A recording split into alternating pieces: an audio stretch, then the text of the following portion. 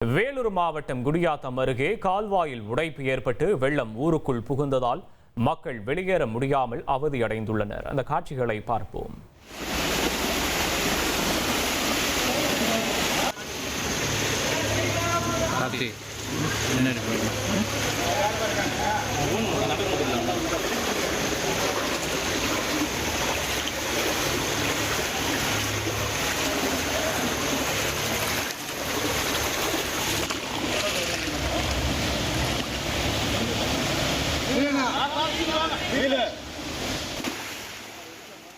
விவரங்களை செய்தியாளர் சதீஷ் வழங்க கேட்போம். சதீஷ், வணக்கம். இப்ப என்ன நிலவரம்? அங்க தண்ணீர் வடிந்த நிலம் இருக்கா?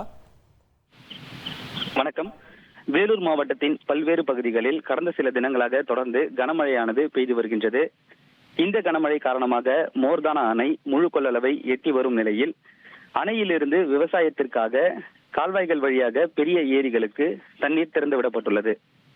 குறிப்பாக நெல்லூர்பேட்டை பெரிய ஏரிக்கு செல்லும் கால்வாயில் நேற்றிரவு திடீரென உடைப்பு ஏற்பட்டு அதிலிருந்து வெளியேறிய தண்ணீரானது லிங்குன்றம், பாலகிருஷ்ணா நகர் உள்ளிட்ட பல்வேறு குடியிருப்பு பகுதிகளை சூழ்ந்தது.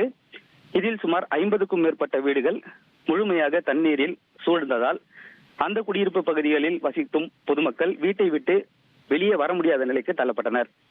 இது குறித்து தகவல் அறிந்த வருவாய்த்துறை அதிகாரிகள் சம்பவ இடத்திற்கு விரைந்து சென்று ஜேசிபி உதவியோடு குடியிருப்பு பகுதிகளை சூழ்ந்த தண்ணீரை வெளியேற்றும் பணியில் ஈடுபட்டனர். மேலும் வீடுகளில் முடங்கியிருந்த பொதுமக்களை ரப்பர் படகுகளின் உதவியோடு மீட்டு அருகில் உள்ள முகாம்களில் தங்க வைத்துள்ளனர். விவரங்களுக்கு நன்றி சதீஷ். உங்கள் தந்திவன் தொலைக்காட்சியில் தாமரை தினமும் மதியம் 1 மணிக்கு காண தவறாதீர்கள்.